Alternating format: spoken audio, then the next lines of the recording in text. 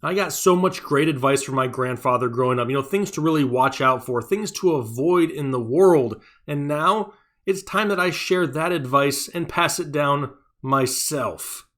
Never look at a picture of your boss's wife on his desk and say, hey, who's he? Never, ever, ever shart in your favorite underwear. If you're going to curse around your teachers, at least do it in a different language. Always, and I mean always, dig the hole in the woods before you poop. You don't ever want to smell a grown man's mustache.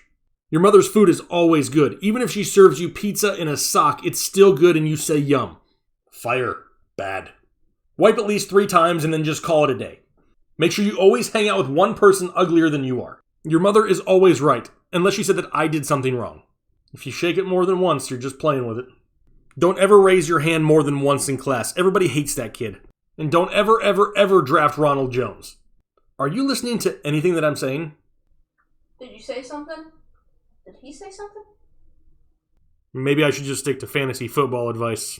Here's some backfields to avoid for 2020 fantasy football.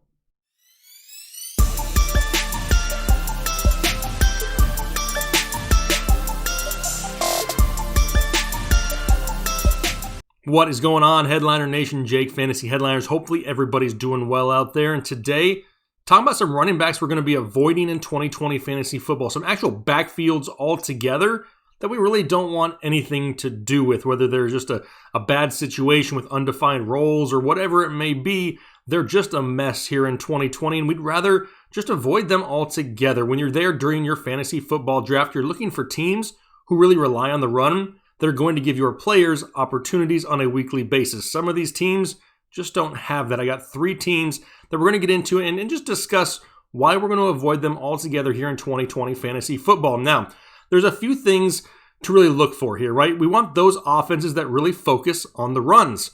It is also a huge benefit if they have an above average offensive line to go along with defined roles in its backfield, minimal committees if at all possible.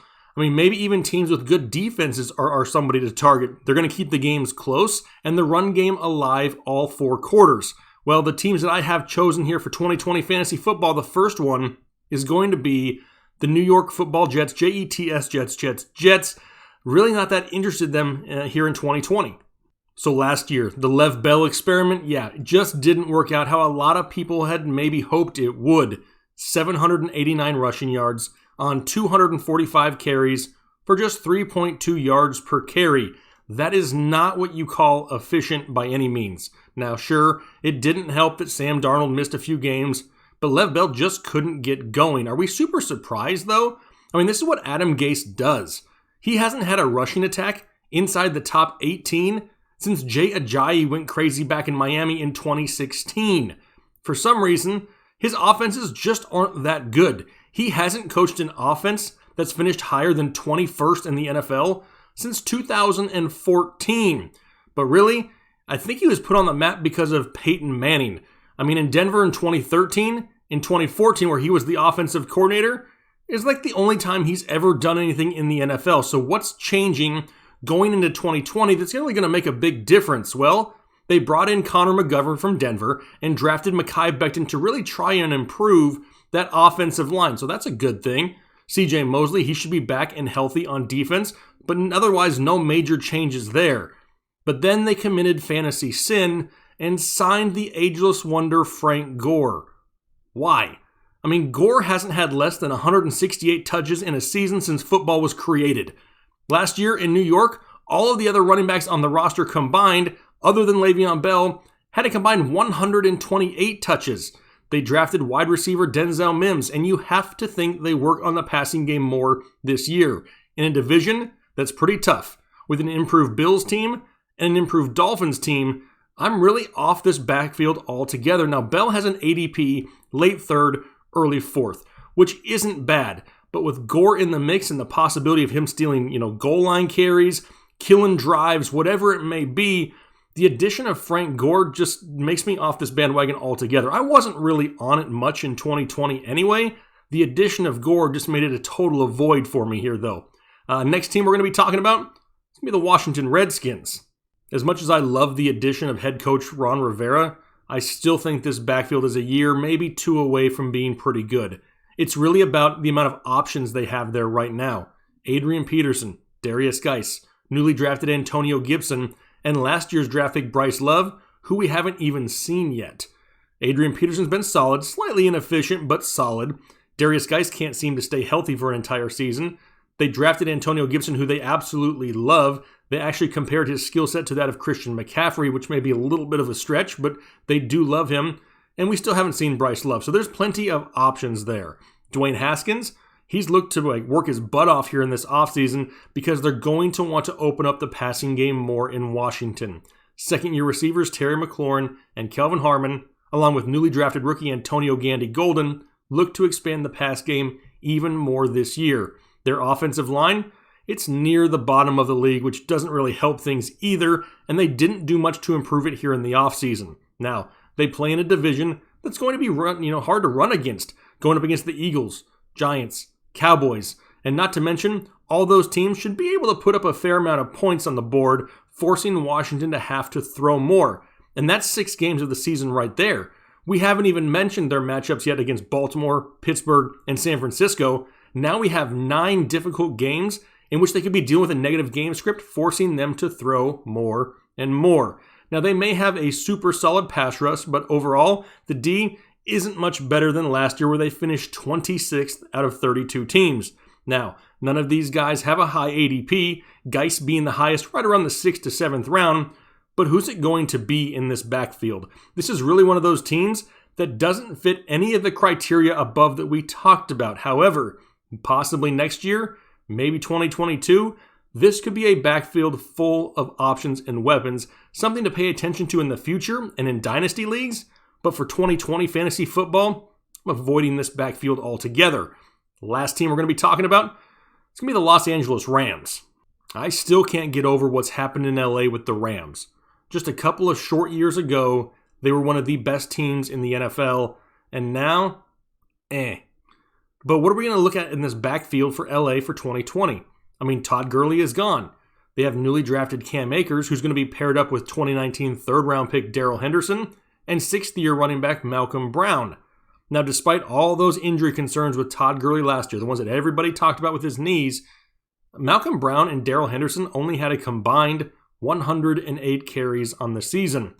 Now, newly drafted Cam Akers, in my opinion, is the most talented back of the group, but you have to think that starting this year in 2020, there's going to be a heavy split in carries in this backfield, trying to determine who the real lead back is going to be. A lot of people loved Darrell Henderson last year. All of a sudden, they draft Cam Akers, and everybody forgets about Darrell Henderson. At some point to start this season, he's going to be involved.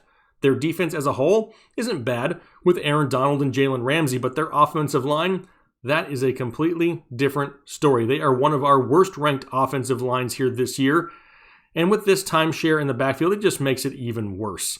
A schedule full of solid offenses, they're going to have to keep passing the ball all game long. Another one of those teams that no one has a high ADP, but the backfield could just be a weekly headache.